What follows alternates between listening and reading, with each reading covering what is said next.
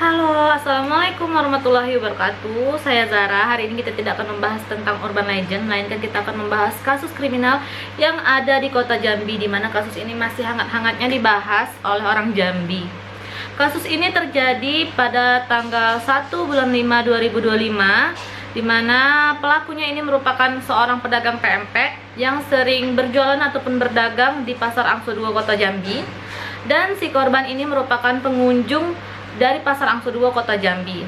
Kejadian ini terjadi pukul 10:40 waktu Indonesia Barat, di mana si abang pempek ini rencananya mau berjualan dan juga berbelanja sedikit bahan-bahan yang kurang di Pasar Angso 2 Kota Jambi. Ketika dibelokkan mau masuk ke Pasar Angso 2, itu motor si pelaku dan korban hampir mau tabrakan, tapi sempat direm dan tidak terjadilah kecelakaan itu. Namun si korban yang sedang membonceng istrinya ini mengeluarkan kata-kata ataupun kalimat-kalimat yang cukup kasar ke abang PMP ini. Terus abang PMP ini bilang, "Apa kani? Apa dia?" Terus si korban malah semakin marah dan malah mengeluarkan kalimat-kalimat yang cukup menyakiti si abang PMP. Sambil mengeluarkan kalimat-kalimat tersebut, akhirnya mereka mau bergulat ataupun bertinju, tapi sempat dilerai oleh si istri korban yang melerai, "Sudahlah mas, ayo kita pulang aja." Dan si pelaku ini dilerai oleh para pedagang yang melihat aksi tersebut. Aksi mau menipu itu sempat dilerai, sehingga terjadilah perkelahian pada saat itu. Kemudian si korban ini mengantar istrinya pulang, tapi dengan kalimat ancaman dulu nih ke si pelaku, bilang, "Tunggu kau ya, kau belum tahu siapa aku ya, kita tengok aja siapa yang diantar kita terluka." Seperti itu. Akhirnya si korban pulang bersama istrinya, dan si pelaku ini lanjut ke pasar, tapi dia berbelanja dahulu untuk membeli gula merah, membeli beberapa bahan-bahan yang kurang. Kemudian setelah ia belanja, ia pun kembali ke motornya dan mulai mengambil posisi untuk berjualan. Namun baru masih di atas motor, si korban malah mendatangi si pelaku, tapi kali ini dia membawa temannya. Teman dari si korban ini ya seorang laki-laki juga, cukup besar badannya. Terus mulai menghadang si abang PMP ini, dan mereka pun terjadi adu mulut lagi. Sebelum adu jotos, adu mulut dulu. Karena si abang PMP ini dimaki-maki oleh si korban, kemudian si abang PMP ini rencananya mau nurunin standar motor PMP-nya dulu supaya bisa berdiri, bisa ngobrol baik-baik sama si korban. Tapi si korban malah mengambil batu bata dan mulai memukul kepala dari si pelaku. Ingat, ini pertama kali dia yang mukul kepala si pelaku dengan batu bata. Setelah dipukul, maka keluarlah darah begitu deras di kepala pelaku. Karena pelaku tidak terima diperlakukan seperti itu, maka ia pun menurunkan standar motornya dan mulai mengambil pisau. Pisau ini digunakan sehari-hari itu untuk motong-motong pempek. Diambilnya pisau dan mulailah dikejarnya si korban ini. Kemudian kejadian ini sempat terjadi kejar-kejaran dan ditonton oleh banyak pengunjung pasar dan juga para pedagang yang ada di pasar itu. Jadi mereka itu bukan melerai, tapi malah menonton karena mungkin takut. Dan juga ada beberapa orang yang teriak-teriak, ada juga beberapa orang yang nyuruh melerai, ada juga orang yang nyuruh berhenti, ada juga yang ngerekam gitu kan kalau ada orang berkelahi.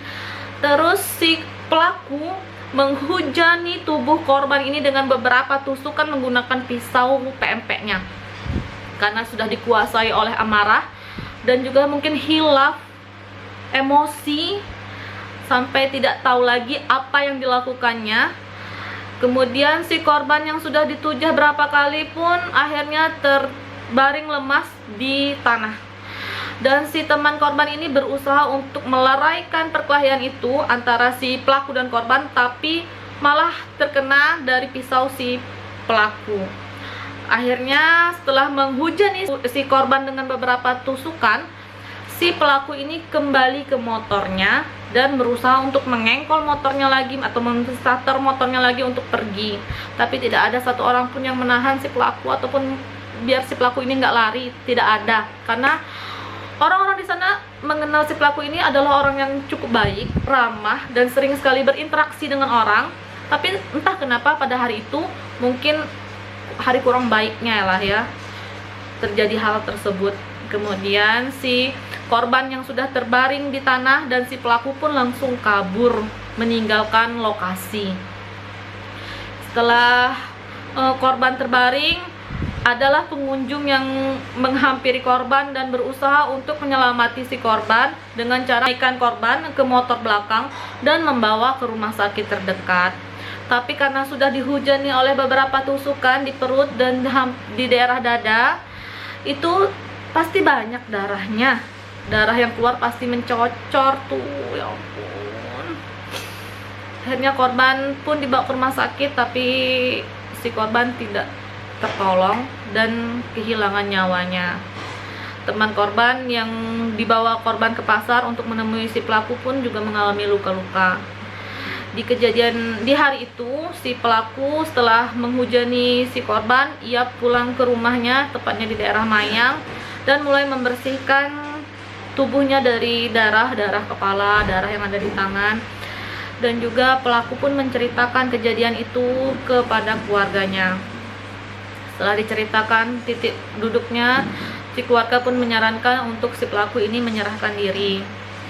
Tepatnya di tanggal 2 bulan 5 2025 pada pagi hari, si pelaku diantar oleh keluarganya ke Polresta Jambi untuk menyerahkan diri. Si pelaku pun mengatakan bahwa dia cukup menyesal atas perbuatan yang sudah dilakukannya,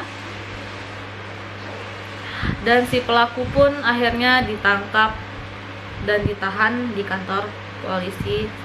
Untuk hukumannya belum diketahui berapa tahun, tapi semoga ini menjadi bahan pertimbangan buat Pak Polisi. Nah, si korban ini, tindakan yang dilakukan korban adalah untuk melakukan pembelaan diri karena dia pertama kali diserang oleh si korban, dan juga dia bertindak suportif dengan cara menyerahkan diri ke polisi sehingga tidak ada pelarian ataupun DPO.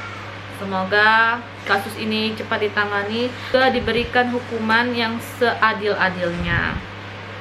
Juga bahan pertimbangannya yang tadi itu ya. Buat teman-teman yang biasanya sering gesekan sama teman, usahakan untuk tidak mengeluarkan kata-kata ataupun memancing emosi, karena sebaik-baiknya manusia itu ada batas sabarnya. Saya akhiri wabillahi taufiq wal hidayah. Wassalamualaikum warahmatullahi wabarakatuh.